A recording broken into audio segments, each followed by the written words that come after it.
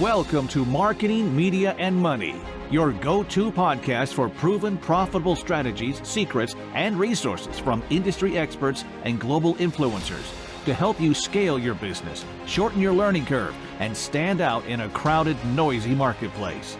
Here's your host, award-winning marketing and media strategist and international speaker, Patty Farmer. Hello, everyone, and welcome to this week's edition of the Marketing, Media, and Money podcast. I'm excited you're here, and I have a question. Imagine turning your events into profit-driven machines while creating lasting relationships and building a loyal community. Today, we're going to reveal the secret sauce of hosting events and share innovative ideas and strategies to leverage social media and AI for maximum engagement and promotion. So make sure that you get your pen and paper because for sure you're going to have some writer-downers for you. So let me tell you a little bit about who our guest is today and why you want to know what she knows because she has the Rolodex of who's who in the industry. So Linda Cain is the CEO and founder of Blue Diamond Events. She's known for having a Rolodex of the who's who in the transformational, coaching, and entrepreneur space, specializing in creating impactful events, whether in person, virtual, hybrid, or high-ticket destination retreats. She has over 25 years of experience in domestic and international event planning, and Linda and her team help clients develop 6- and 7-figure event-driven business success plans. They focus on building lasting relationships, expanding visibility, and driving profit through strategic event marketing, creating extraordinary experiences and consistent, profitable events with repeatable processes. So I got to tell you, don't we all want that? So Linda, thank you so much for being here with me today. Thank you, Patty. It's a pleasure. No, I'm really excited. So let's just dive right in because I'm sure that we really got everybody all fired up now because, we're seeing events everywhere and all different kinds of events everywhere. But I think most people have had the question of, but is it profitable to be doing events? So let's just dive right in. So why do you believe, 25 years experience, Linda, why do you believe that hosting events is the number one way to create lasting relationships, community, and profit? Because it's already been proven over and over and over, even throughout the last 15 years of being in this space. So going back just for a little bit in time, 2008, when we had the real estate crises, all events came to a halt for about a year, and then they came back full because people realized even back then that getting people together, being in person, being virtual, just being in that community is what kept driving your product, your program, your offerings, whatever it is that you were doing. No matter if you were retail or B2B or if you were in the coaching entrepreneurial space, events really drive those profit lines. And then fast forward to 2020, when we had our secondary closing of the world crises, same thing. Everything came to a halt, but it came to a halt. It was very interesting because events came to a halt in a shorter period of time. People immediately switched to virtual and some other opportunities, but then by the time we got into 22, we were back. It was a very short period of time. At least it was for my clients and people that we work with. And I think that's really important too, because one of the things that I really noticed right in 22 when everything came back is that when people pivoted, right? And when people said, we used to do in-person events, what are we going to do now? Yeah. Right? So there were people who were early adopters, jumped right in and pivoted, right? There were people who kind of did the woe is me and they didn't so much, right? But those that did pivot, I have found that for myself and the events that I do, that one of the things that happened is, yes, it has come back, but also that some of us realized that we liked doing virtual events. Mm-hmm. Some of us afterwards, we did kind of get Zoom fatigue, as I like to say, but really putting people on Zoom is not the same thing as a virtual event, right? So I feel like it did come back, but we have more options now. We definitely have more options. And the thing about that is that before, you might go and speak in the UK, or you might go speak in Australia, and you had like a in-person gig, or you did an in-person event and met people. But with the benefit that 2020 had for us is it opened up everybody to the options of connecting through Zoom and other platforms to reach a worldwide audience. So it brought more people to us. Virtual events are really great. The challenge that we have, it's not the event or people being at the event and wanting to be present. We're now having to learn to train people, pick one, and be there fully present for the whole day. Whether you're virtual or in person, when you go to an event, you've paid for it, you've put in your time aside, you want to be able to take advantage of everything that event has to offer. So don't sign up for 3, 4, 5 events in the same week, because number one, you can't go to all of them. Number two, you can't multitask them. It's just impossible to multitask. And number three, the chances of you really getting anything out of them, or even going back and looking at the recordings, is null. It's maybe a minuscule of a 1% of people ever go back and look at anything that they bought. So better to just be present. So if we can restructure people to understand, retrain people to understand that sign up for the event that is going to help you move forward and help your business, and go to that event virtually or in person as if that's the only thing you have going that whole day, that whole week. I think that's really important too, because I think we go to events for different reasons. Mm-hmm. So for example, I know that there are events that are in person that I go to every time, right? So I pretty much already know the information, but they put the right people in the room, and I want to be in that room with those people. So that's why I like going to those events. Mm-hmm. Then there are events where what I'm really looking for is the information. Mm-hmm. Maybe not necessarily to network or be in the room with the people, but I really want that information.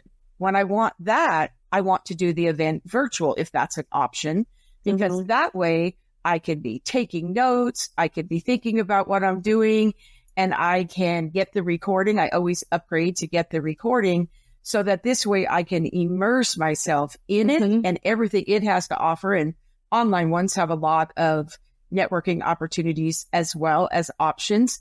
But then I have the recordings to go back and listen, hit pause, write down the strategy of how I'm going to implement, and go through it. So there's something for that too, where when you're in person, you're having to take notes. So there's a lot of different ways, and when they have hybrid ones and a lot of different things. So I really want to kind of dive into that. So if you could talk about what are the unique benefits and the challenges of organizing in-person, virtual, hybrid, and high-ticket destination retreats, because I know that you do all 4 of those, and I know there's got to be unique benefits of each one as an organizer, but also some challenges of each one too, which, like you said earlier, pick one, right? Really get that, but really be thinking about which one is the one that maybe is the one for you. So I know it's kind of an in-depth question, but can you take each one of those and kind of give us the benefits and challenges from the organizer point of view? We'll get into the attendee in a second. Okay, great. So let's start with hybrid. And the reason I'm starting with that, it is the most challenging. From a organizer standpoint, the challenge is being able to effectively have the host pay attention to an in-person audience and the virtual audience. Because in a hybrid event, you not only have people in the room with you, but you also have people that are streaming in. It is a wonderful benefit to be able to do, and it creates even higher level of profit margin, because those 20, 30 people that come in the room with you are your platinum, your elite, your VIP, they're your high ticket group that comes in. They get more time with you as a host. They get to bond with each other. We have amazing sales that come out of that, especially for the coaches that are doing high ticket offers. The other piece of it is that you can still manage and be able to engage your virtual audience from around the world.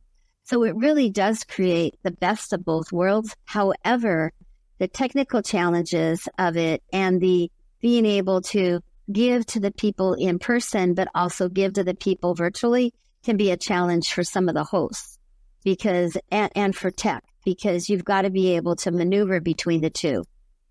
So that's the plus and minuses of a hybrid event. And I particularly like hybrids because I like that ability to bring people at a higher ticket in and then have them get that extra nurturing and team building and relationship building time with the host. Then let's take each one of them one by one. Now that I've really, because I want to ask you a few things and I don't want people at the end to get confused as to which one's which. So let's go there. Okay. So on the hybrid, would you say that to do a hybrid, if you're thinking about doing that you should have already, there's exceptions to every rule, but like if you have a really great event plan, right? But would you say that the hybrid is probably not the first go-to event you should do? Like you should have some experience in a in-person and maybe a virtual so that you could do it, because you do have to have a different conversation and be able to manage both of them. So would you say if you were going to do a hybrid one, while it does have a lot of benefits, it may be something that in order to do it well, you probably want to have some experience under your belt of having done an event before. So that wouldn't be your first choice for a newbie? No, it would definitely not be your first choice for a newbie. However, if you have had in-person events, let's say you've never done a virtual, but you've done in-person, it's easier for us on our side to train, teach, and work with a host who's done in-person events and put them in a hybrid situation than it is to take somebody who's never done an in-person event and only done virtual and try to get them in a hybrid situation, because it's managing the room in a really weird reason, but it's managing the room that creates the conversion on the sales. So if you're not used to having those relationship buildings and being in person with each other, then there's a disconnect that happens for the host because they're just paying attention to their virtual room. I remember it does, because I remember this is where you and I met like 15 years ago or something, that we met in a room and they were doing a in-person. I want to say there was like 20 people in the room ish. And he was doing virtual live stream as well. And I remember, I think it was his first time doing that too. And what happened was he would talk to us and then he would stop and say, okay, now I'm talking to them. And he would talk to them, which was great for them. And then we were all just kind of sitting there because he wasn't talking to us.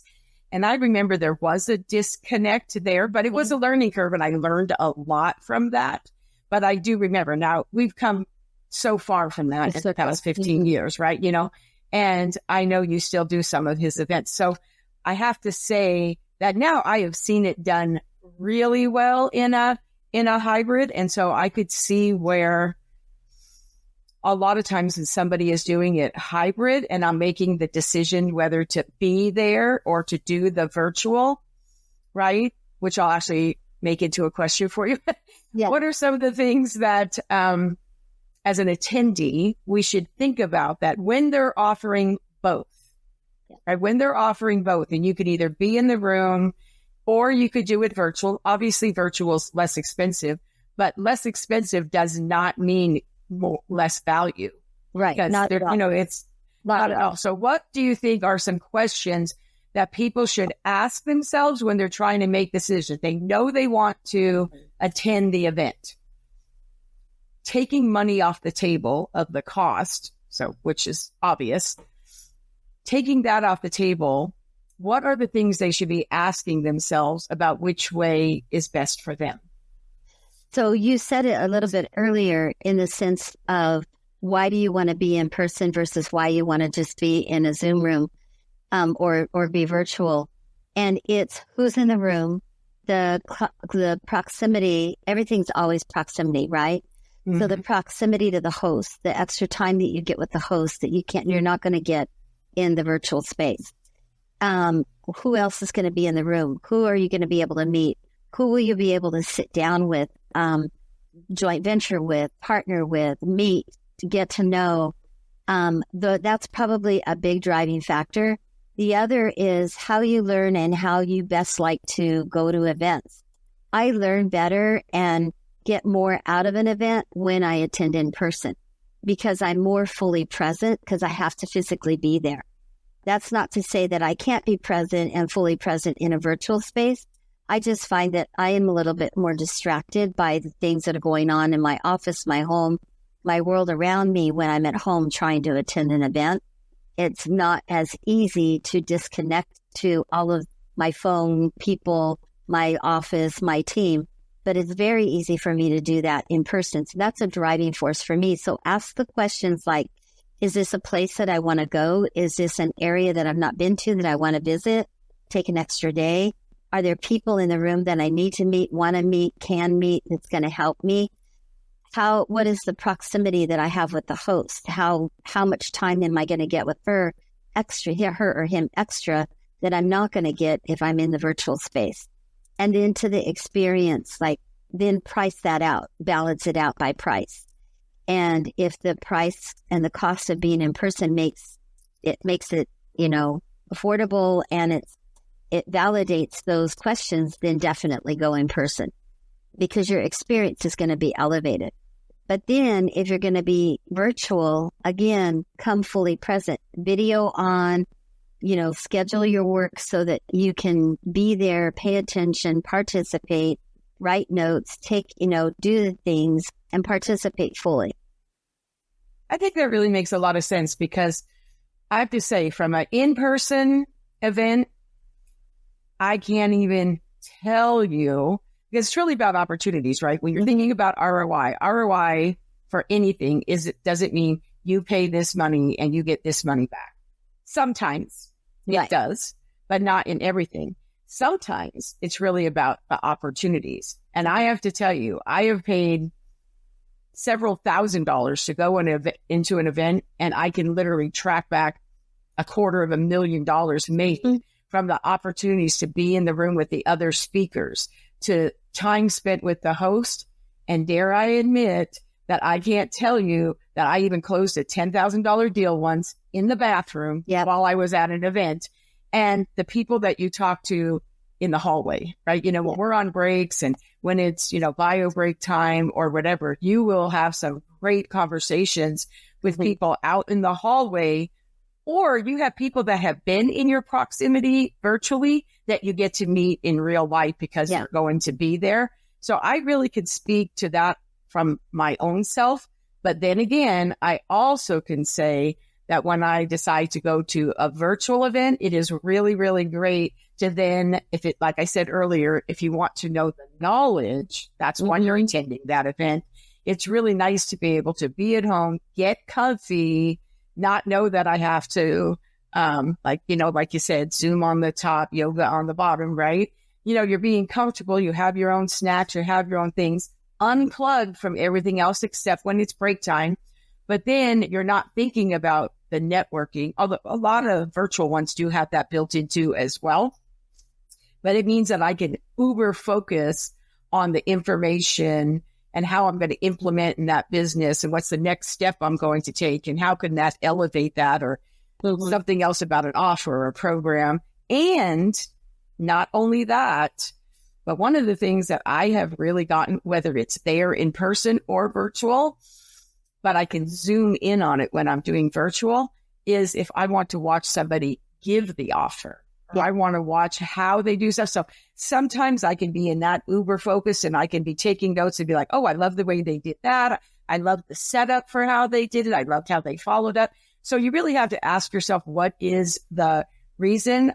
I say when you have the opportunity to mix it up and just decide what is your reason why you're attending that event in the first place, because there's always going to be opportunities somewhere in there if you just figure out what it is. So I have to say, I've attended many, many events where you were the person who was the event planner. We've done things together. So I feel like I've learned a lot. And then, of course, you're always open to asking questions. So as I was learning that in my own journey early on, when I never thought I would do an event, you were always right there to ask questions. And that's always nice, too, to have the proximity to that, too. Okay, so we've talked about hybrid. So now let's switch over to virtual. Okay, let's switch over. Yes. Yeah. You can do it in the order you want.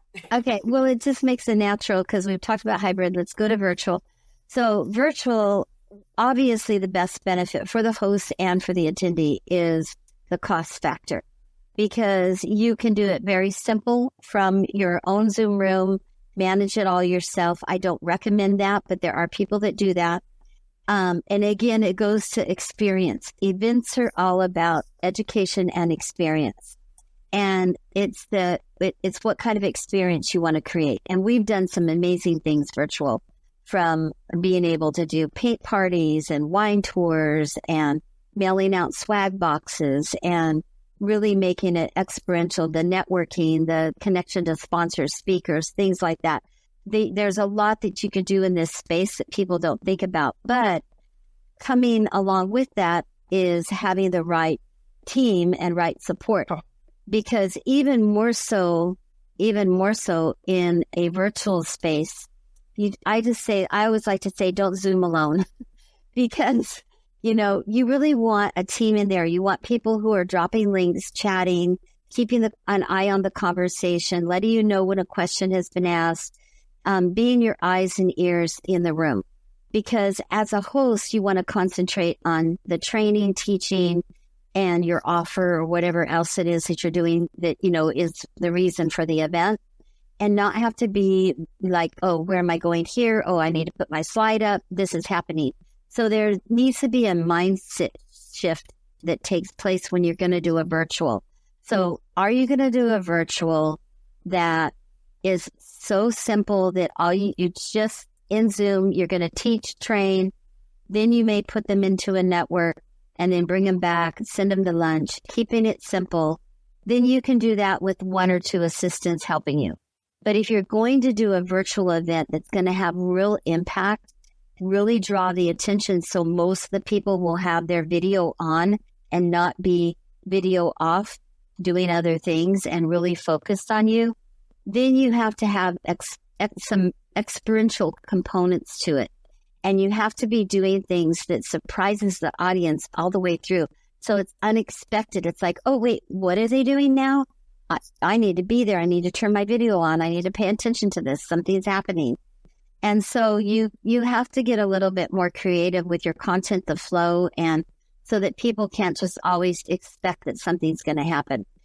And you need tech to help you support to do that. So you've got music and bumpers and pinning guest speakers and spotlighting them, and being able to understand how all those inner workings in the Zoom room or other platforms that you might be able to be using, so that you can keep your audience connected, the host in the position where they're supposed to be, and then tech running all the background bells and whistles, because it makes it just that much more engaging and entertaining and educational for your audience. I think one time I went to this event virtually, and they did do some surprises. And one of the things they did when they sent the swag bags, which I love when a virtual event sends us the swag bags, it's not just something you get there. That is something super exciting. But one of the funnest things I saw was they had sent us in our swag these recipe cards for something we were going to do. And basically what they did during the happy hour break, so to speak, is they had this girl. She was amazing. And she was actually like a craft mixer or something, like specialist, whatever. Mixology. And she came out. Yeah, there you go. Mix out. There you go. And she did it, and she was like shaking and having fun, got us all whatever in the drinks that she was making. They gave us the recipe so we could mix it at home too. It was so fun. So fun. And I remember laughing, and it was really experiential, really, for me. Mm-hmm. And I thought, oh, wow, it was really kind of funny. Like they were reaching through the screen and like, oh, here, this is what, whatever. And that was super fun. And I could mention others, but I just feel like there are things that you can actually do that really kind of help it along, one of the funnest things that I've ever had at an event before was this. And this is very inexpensive, but I love these. Oh, yeah. Whatever. These are just like so fun. How inexpensive are these? But this one was like, oh, if you see something and it's a good idea, whatever. But it was kind of interesting watching other people if they thought it was a good idea too. Yeah. And so I even went to one once that was actually an AI one, and they sent us those, and they would ask us questions like, do you think this was created by a human or do you think this was AI? And we would literally put up our paddles. So that was really fun too. So I think that there are a lot of things that you can do, but let's go on to the next one. Yeah. Paddles are fun. Yes, I love them.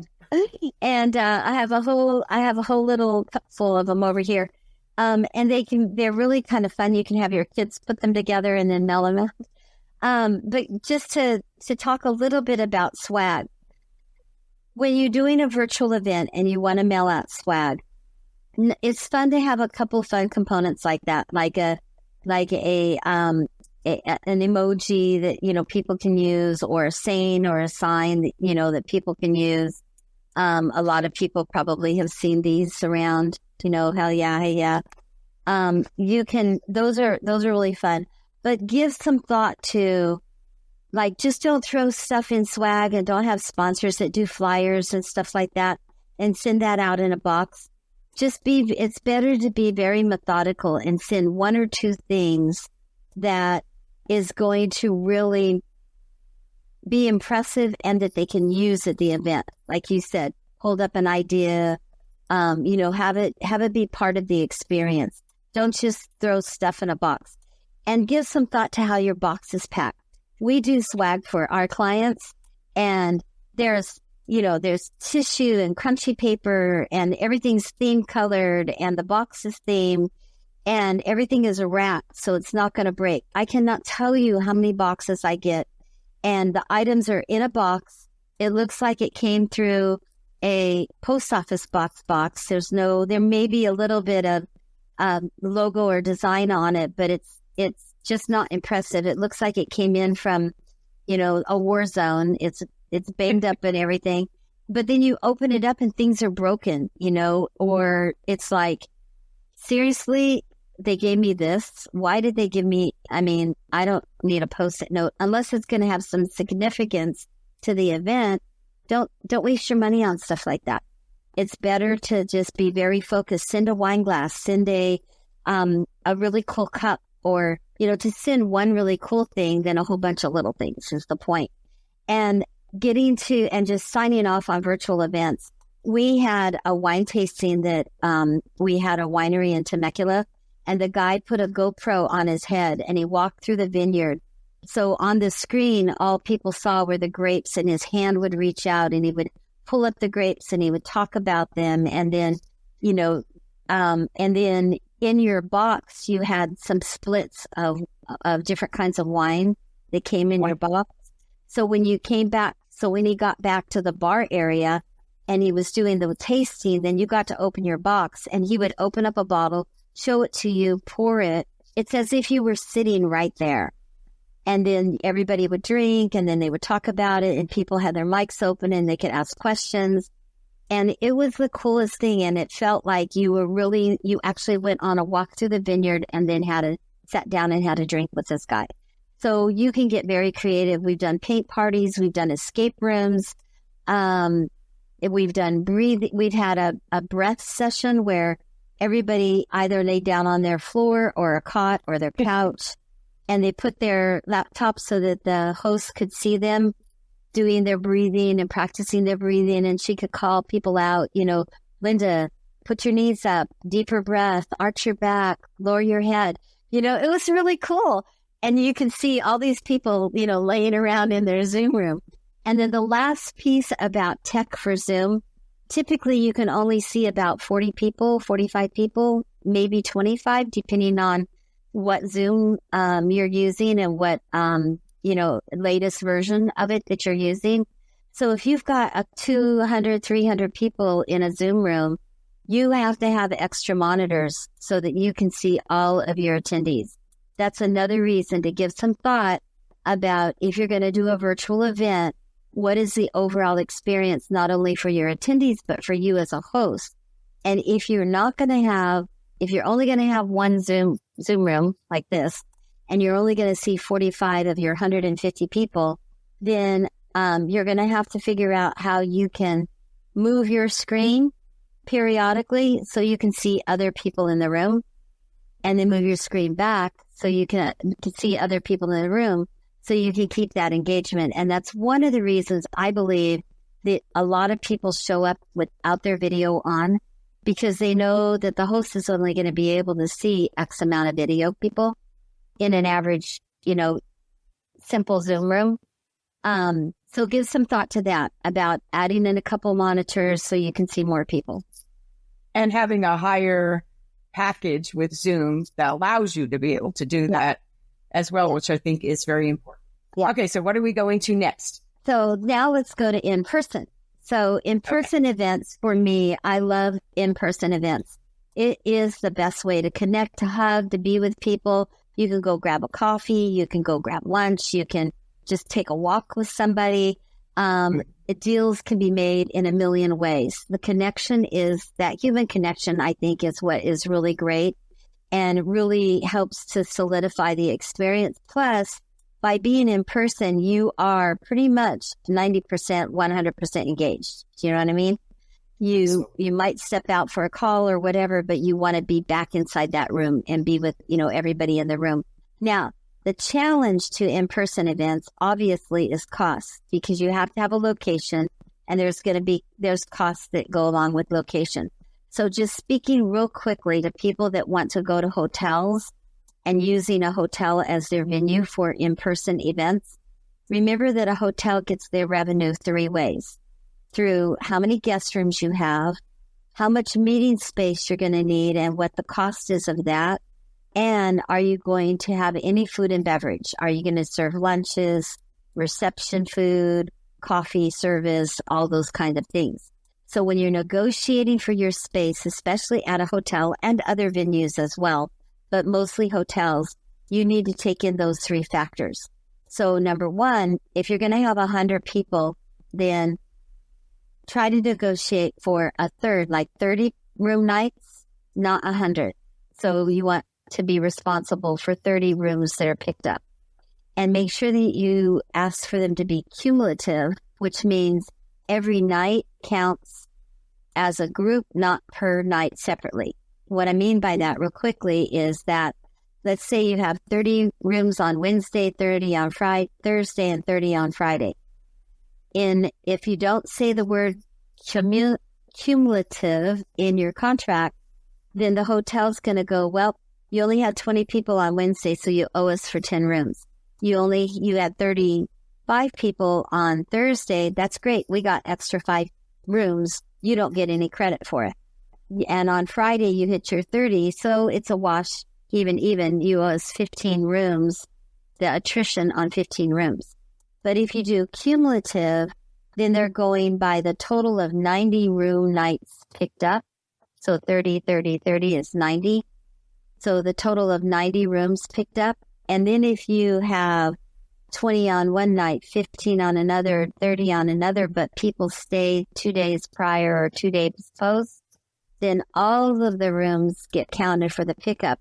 And we find almost every time by doing it that way, nobody misses their attrition block because it's counted every night for however many. So the people that are coming out of town, they pick up an extra night. The other thing you want to do is don't do even.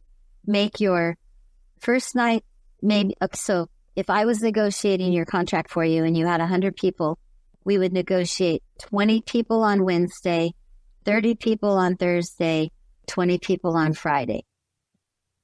Because we know there's going to be some people coming in late and we know there's going to be some people leaving early. And this way, then your attrition level gets lowered and you can meet the minimums that the hotel wants you to meet. So now I just want to say really quick before you go any further than that, that was a value nugget, truth bomb right there. I hope you wrote that down because that was the word of the day, cumulative. that could be the difference in profit, not profit. Well, I remember the very first event that I did, I wrote a really big check because I didn't know that, but I learned it quickly. So I have to say that is really, really important. So I hope everybody's really paying attention to that because that is key. And she did say she was going to tell you about a profit-driven machine. That was a big one right there. Yeah. The other part of it is your food and beverage minimum. So sometimes the hotels will want to charge you a fee to be in this space. So it's called a meeting room rental. You want to get that waived by doing food and beverage minimum. Now, sometimes it doesn't make sense. It's better just to pay the room rental and don't have any food and beverage. But again, it goes to what kind of event you're doing. The typical high ticket event where the host is bringing people in, 3 days of training and selling into a high ticket, there's usually a VIP lunch or some sort of VIP food and beverage that goes along with it. So what you want to do there is, again, it's not going to be for the full 100 people. So in negotiating your contract, you're going to say, I have 40 VIPs and those are the only people that are going to get lunch. You know, yes, I need a room that has space for 100, but I'm only catering to this 40. They're going to be staying on property. They're going to be my VIPs. Some of the other people may stay. They may not stay. I don't really care. You really want that contract written for like a 40, 50 person contract, but with the space to have your 100 people. So on the food and beverage minimum, remember they're going to tack on tax and gratuity to that.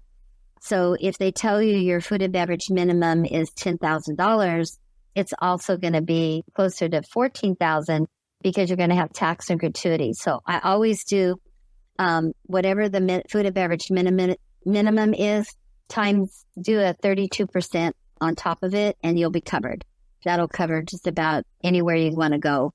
32%, give or take a percent here and there. Is that what they mean when they say this price plus? Yep. That's how you see plus. Yeah. Mm-hmm. Plus tax, plus gratuity. The other thing you want to do is go with the minimum food and beverage that you can go with. So it's like, nope, we're just having 3 meals. You can add coffee later. You can add a reception later. You can add dinners later. You can pay more food, have more food, but go with the minimum in your contract that you know you have to have. So maybe it's 2 lunches or maybe it's 3 lunches. And go with that, so that the whole idea in writing the contract is to write it to your benefit, not the benefit of the hotel. You can always go back. You can always go back and add food and things like that. So watch out and be careful of food and beverage minimum. On a 100 person event, you figure 40 people at around $55 a person for lunch. And, you know, times that by 3 lunches, you're going to be very close to about a 10,000. So you can kind of think that if you have 100 people, you know, you figure 100 a person on food and beverage, about 10,000. It might be a little more, it might be a little less, but that's a good average. Now, Plus. And so, and then the other piece of it to watch out for is the hotels are back now because they're in full swing and they've made up their losses that we had in 2020. That if they tell you, oh, it's because we're still making up losses, you don't want to go to that hotel. They don't have their stuff together. Fine, because everybody's pretty much made up their losses. There's I don't know any business really that hasn't made up their losses or reconfigured and reinvented themselves in their new business. So to say, oh, COVID, you know, we're still under COVID is like, I don't believe them. So hotels are fully back, but what they're doing because of what they went through in 2020, they are now you'll notice that Encore, which is a company that does all of the audiovisual, they're in a lot of the bigger chains. They've made contracts because what happened in 2020 is hotels let all their independent audio teams go. They couldn't afford to keep them. So Encore did these really big packages, great for Encore, not so great for the average user because they have fees that are tied into the contracts. They have something called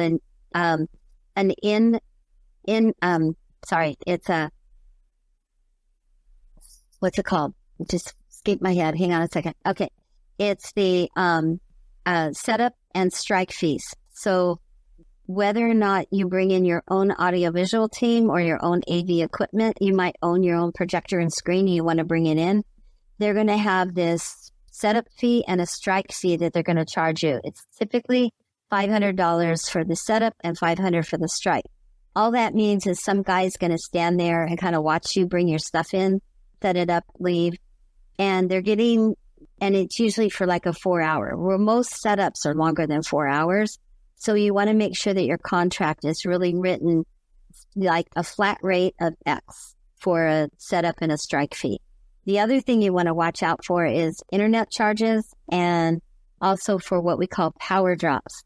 So some of the hotels, you can't even plug in your laptop or your cell phone to charge it in the regular socket that's inside of a ballroom.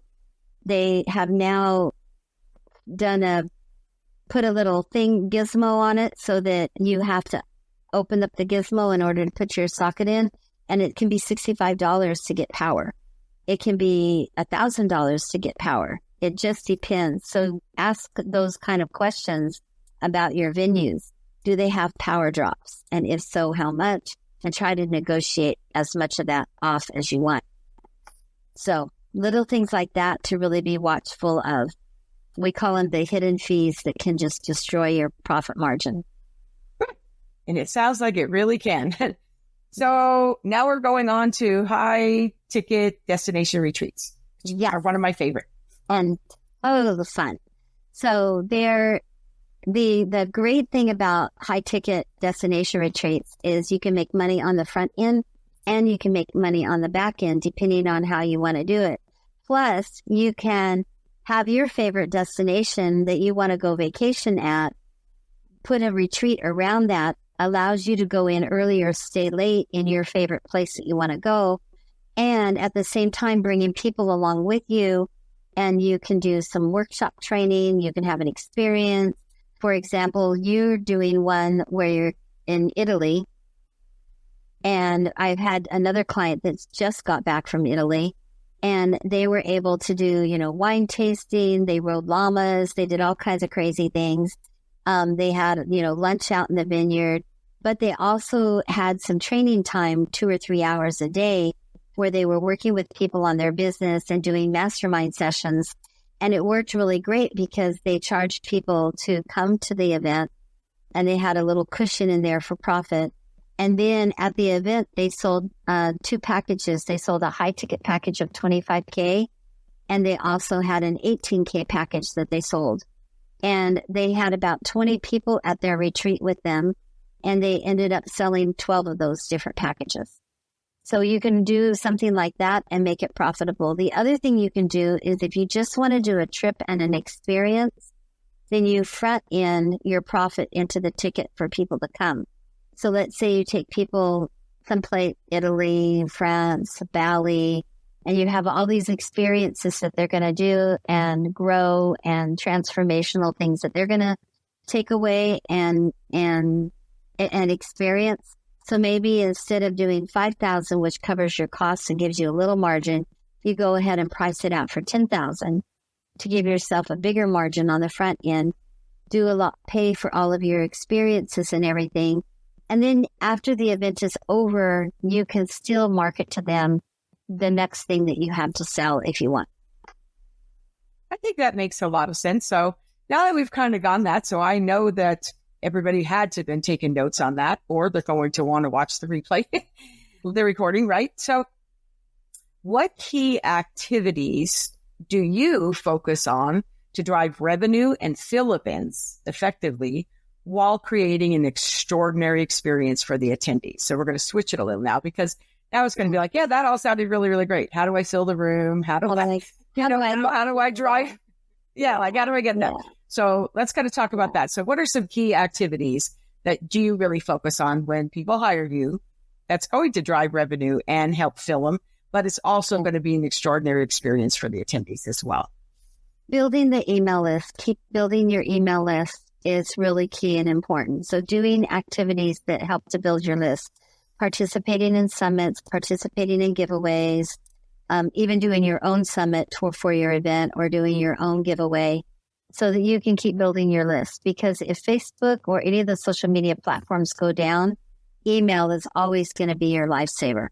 And if you have those social medias, put in your regimen at least every quarter where you go and you extract all of that, all of your content, all of your database, all of the people that are following you or that are in your Facebook group or in your Instagram group.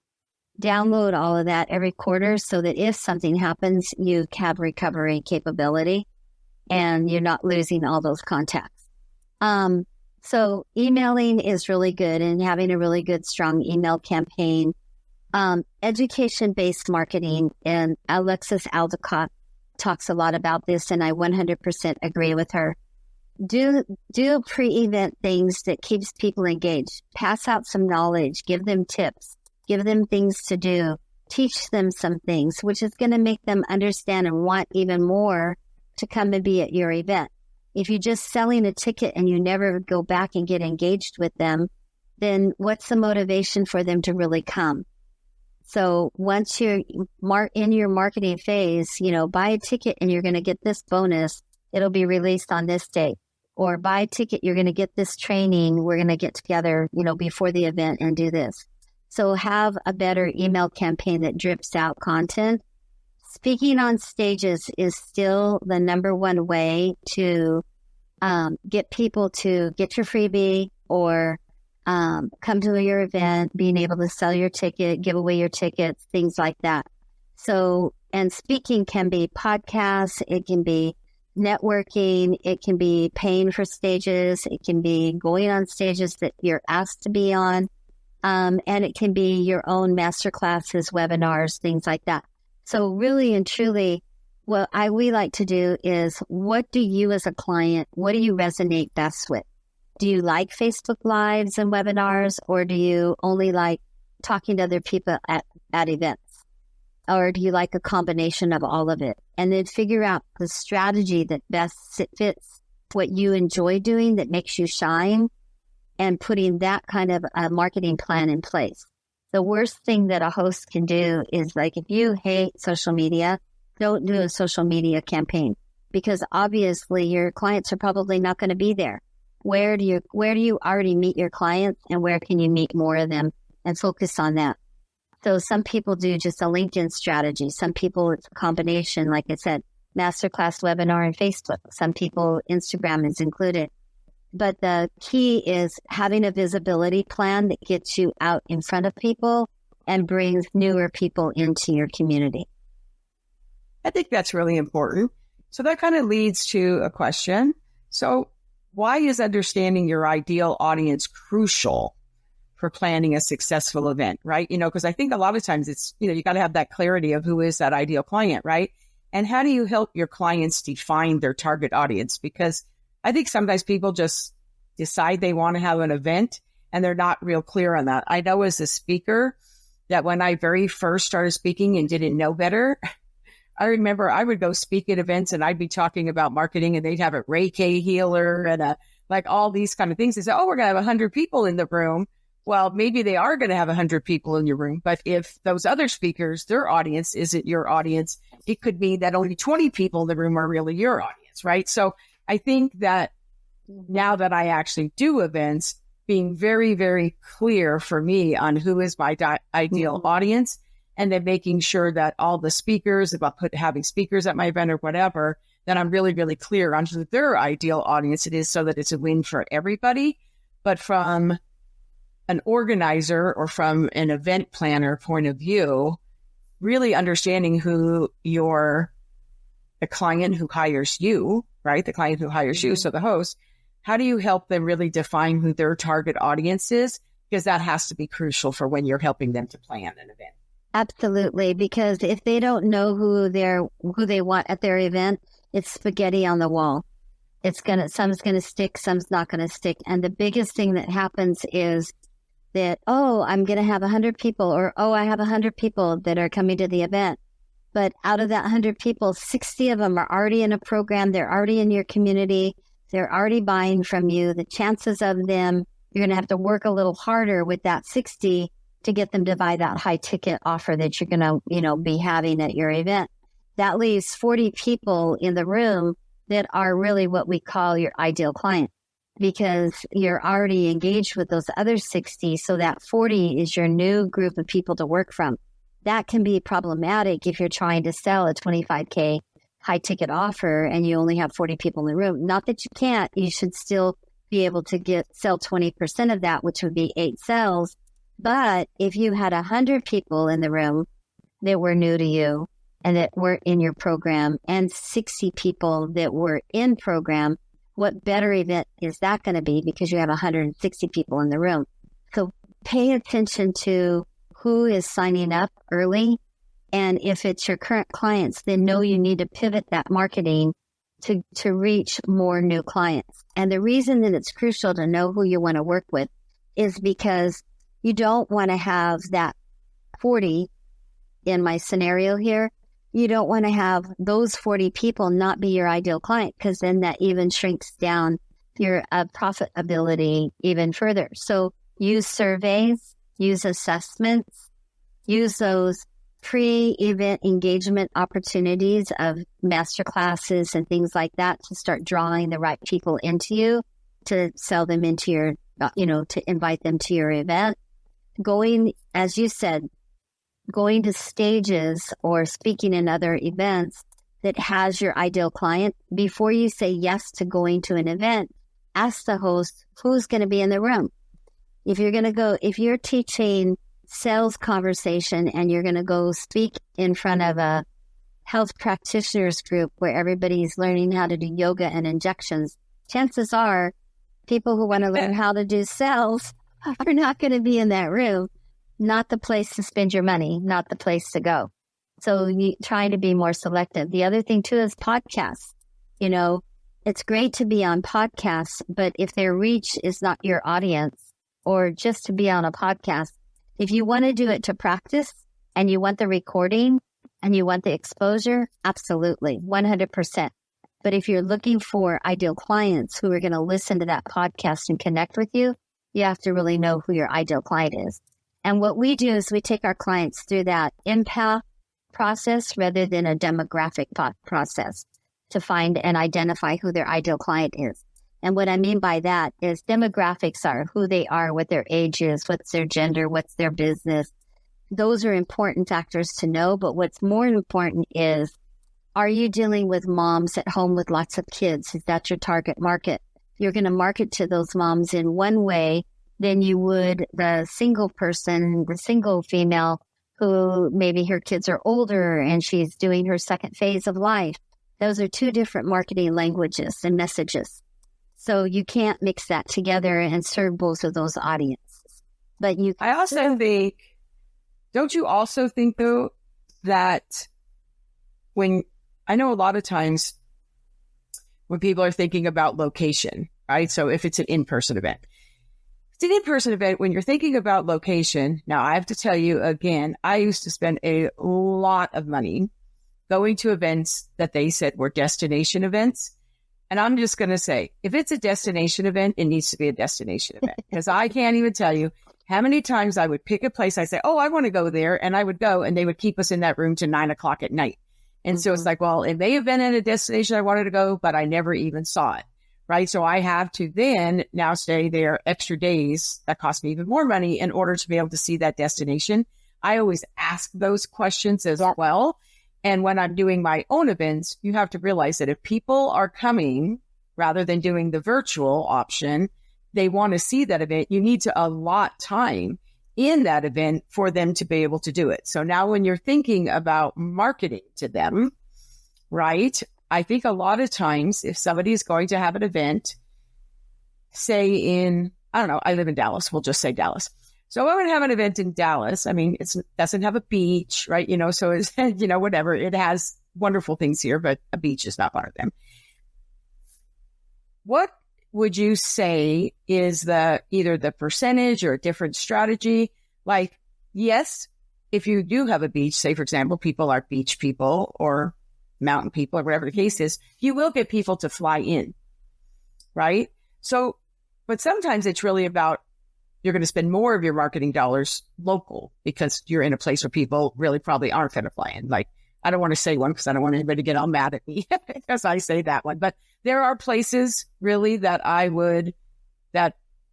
don't care how great that is. I will take the virtual option because I just don't want to go there. Right. It's just, nope, not a place I want to go. And so can you talk a little bit about when you have an event, now, if you're doing a virtual event or a hybrid event, I mean, maybe it's not as much of an issue, but if you're doing an in-person event that you want to do, what would you say the percentage, if there is a statistic, of marketing to local or not very far drivable, right? Versus people that have to fly in for events, or if maybe somebody is doing an event that maybe is kind of centered, like they live in that place, right? And it is kind of centered to be local. I kind of feel that sometimes, I'll give you an example of why I'm asking that question. I've seen people do an event, they live in a city, the event's in the city that they live in, and it's in person, and maybe the event is a one-day event. And then they're all over social media. I don't know about you, but I'm probably not going to spend a lot of money to fly somewhere for a one-day event, and I live on the other side of, the United States, right? So really, they're kind of targeting a local market or people that are within drivable. And so would you say that people really need to know that, and that there's different strategies in how you are marketing or reaching out for people to fill that event, and what, they need to take that into consideration when they're marketing for that event? Great question. And yes, absolutely, because that goes back to knowing the customer and knowing, well, three things. What kind of an event are you doing? Who is it for? And what is your offer? Because once you know what kind of an event you want to do and who you're going to have there and what you're going to offer them, everything else becomes clear, because then I'm really marketing to my local audience. I want to raise awareness of what I do to my local community.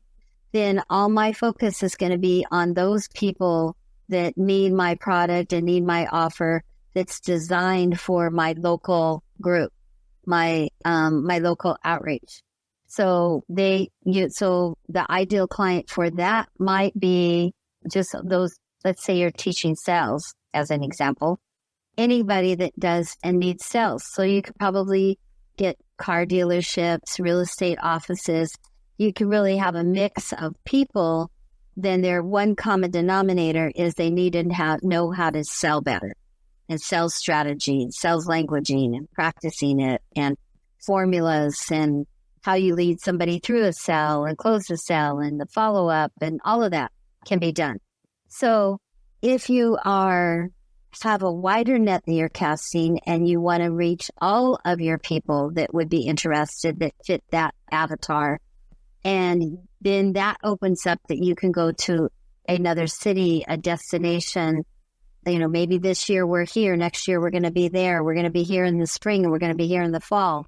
And you move around. When you move around, the best thing that you want to do is make sure that there are no barriers to entry. So have you priced the event affordable, that your people can afford it? And affordable doesn't mean $97 versus $10,000, because maybe your avatar can afford the $10,000, and that's a cheap ticket compared to the $20,000 that they might pay. So again, it's relative to who you're marketing to.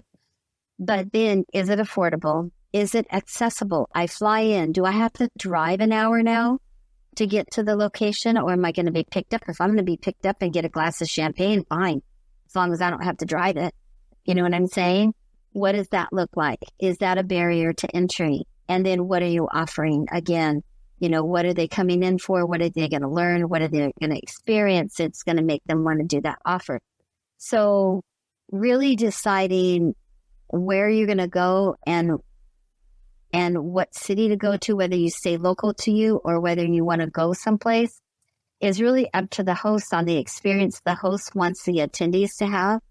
But more often I'm seeing where people are staying closer to home, because a hotel is a hotel. And like you said, if you're doing a regular 3-day enrollment type program or a 1-day training, the chances of your people seeing the beach taking a hike in the mountain, whatever, is going to be really slim because they're going to be with you. That they're going to fly in, be with you, fly out, or they're going to drive in, be with you, and drive out.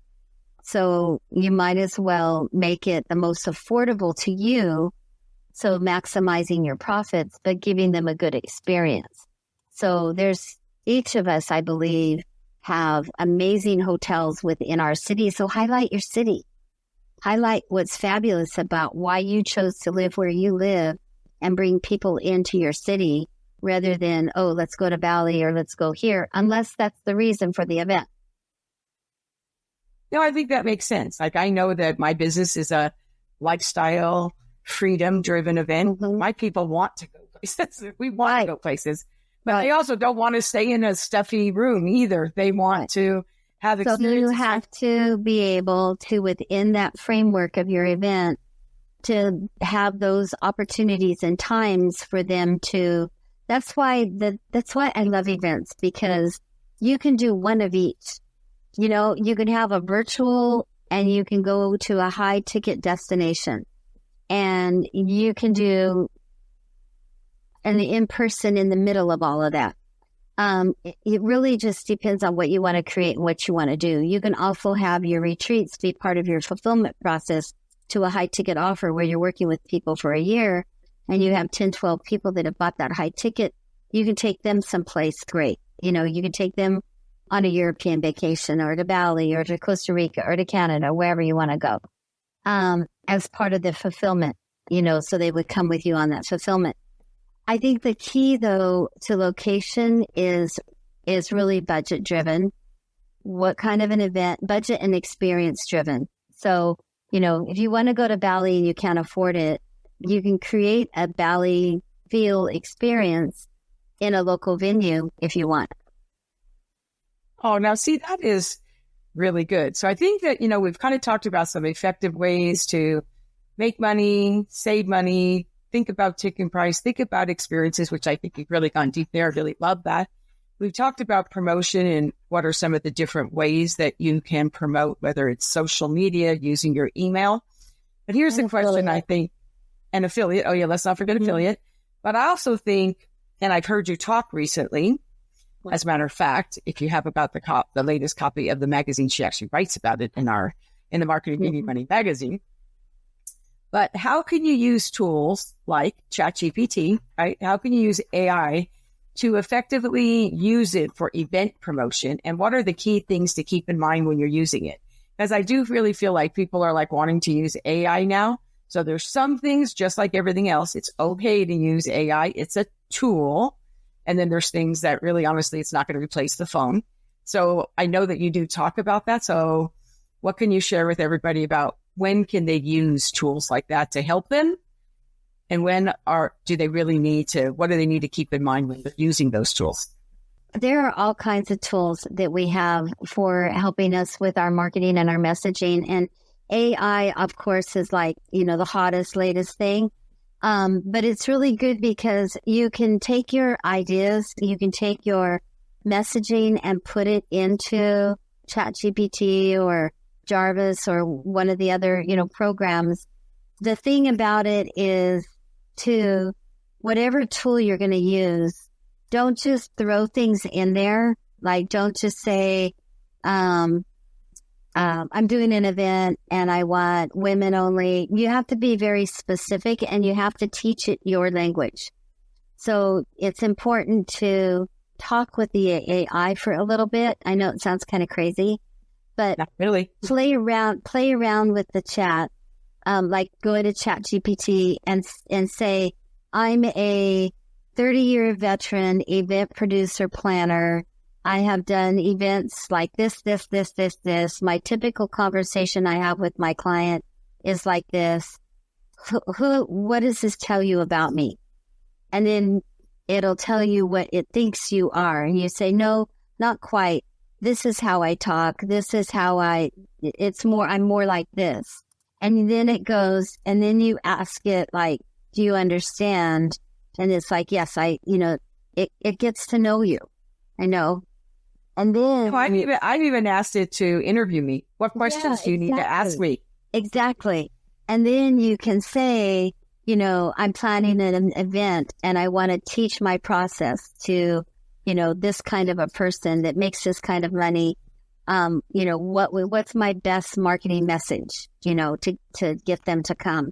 And then it gives you things. And then from there, you can work on it, massage it, and create. You can ask it simple questions. And once you've done that, when you go back in, it's like, hey, it's me again, Linda or whatever. And then there's like, oh, okay. And then it immediately remembers who you are, what you're doing. And sometimes I've had it even say things to me, crazy things like, what are you writing now? And I'm like, oh my gosh, you're getting scary. Well, when you think about it though, but I think it is really important. Now I just recently learned, because I love AI, but I recently just learned that now you can actually create shortcuts of those prompts that you wanted to do and create shortcuts. So now when you're doing things, you can just create that shortcut. You just have to put that in and it automatically knows. So you don't have to put all that in, which is kind of really nice, whatever. So I think it is really important. But I have to tell you, Linda, talking about AI and promotion and experiences, I feel like my listeners probably have lots and lots of notes, lots of notes. But guess what? If you thought that was so much and you're like, I don't know what to do, you're really in luck, because she is giving you an amazing gift that is pretty much going to break everything she said down, like a complete guide. She's going to guide you through all those different kinds of events, help you to determine which one is best for you. And she's giving you a second one where she's actually going to give you an assessment where you're going to know too. So tell them about the gift, tell them about the assessment. So, no matter how you got here today, whether you are watching on YouTube, whether you went through my website, no matter what you did, there was a button you had to push. Wherever that button is, right next to that button is a button for you to be able to get the free gifts. So tell us. Yeah. So we wrote a packed full ebook called Profitable Events, a Complete Guide, where we break down virtual, hybrid, in-person, and retreat. There's tips in there. There's exercises for you to do, and it'll help you figure out which one of those four that you love the most that you want to incorporate, and or maybe add one in that you haven't been doing. So if you haven't done a retreat, maybe that's something that you want to tackle for the rest of this year or into 2025. And so it's packed full. And the beautiful thing is it also gives you an opportunity to book a call with me if you want to have a call just to ask questions and pick my brain. That's so nice. So tell them about the assessment. And the assessment is a really good tool that if you take the assessment and you love it, you should create assessments for your own business, because it allows me to immediately see where you are in your event-driven business plan. And it helps me to know better how to reach out with you, send you stuff, or connect with you further. And help you to, the assessments are great because it'll also show you where you're at and how far along you are in the process and whether or not you're ready to take on an event or not. Which I think is just wonderful. So I love it that you didn't show up with just one gift, that you have two. But I have to tell you, Linda, I appreciate you so much going so far into depth and giving so much information. There's so many people that would be like, oh no, you have to hire me. I'm not telling you any of that. Oh gosh, I know. And I love that. You're so generous with your brilliance always. And I really appreciate it.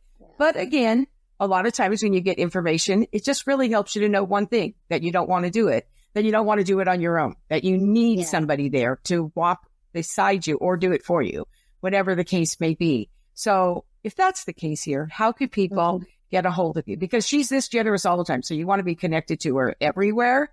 So how can they get a hold of you, Linda? So they can email me at lindacainoffice@gmail.com. They can also text me at 626-252-2834. I'm a texaholic. I love texting. It's easy to answer when I'm on the road, on the go, and I can drop a calendar link there, and we can get connected that way as well. What's your website? So if they want to go to your website. Oh, yes, of course. I always forget about that. Our website is Events by Blue Diamond, and that's EVENTS by BY Blue, BLU, no E. So bluediamond.com, eventsbybluediamond.com. And the reason the reason there's no E in the blue is because the world's most expensive, sought after diamond is called the blue diamond, and there's no E on it because French don't use the E sometimes. Now, there's a piece of trivia that I didn't know, but just so you know, all of those buttons are there too. So wherever you are, just look down. All the buttons are there for you. So I appreciate that so much. So thank you so much for being here with me, Linda, and being so generous with your zone of genius. Thank you for having me, Patty. Always a pleasure. We could talk all day long. I know we could. And to those that are listening, I know that was a lot of information. I know you're really excited and ready to do your first or second or third event, or maybe try a different version or way that you want to be able to do events. So I know you're really, really excited, and I'm excited for you. And if you do decide to do that, I would love to hear about that too. So invite me. But in the meantime, if you enjoyed today's episode, and I am sure you did, please like, subscribe, and review the podcast on your favorite listening platform. And as I said about the magazine, Linda is our event specialist in the Marketing, Media, and Money magazine. Grab your free copy at m3digitalmag.com. And until we speak again, thank you so much for joining me every week. Have a great week. Thank you for joining us today on the Marketing, Media, and Money podcast. To shorten your learning curve even more, make sure to grab your free copy of the Marketing, Media, and Money magazine at m3magazine.com. That's M3magazine.com. I promise your business will thank you.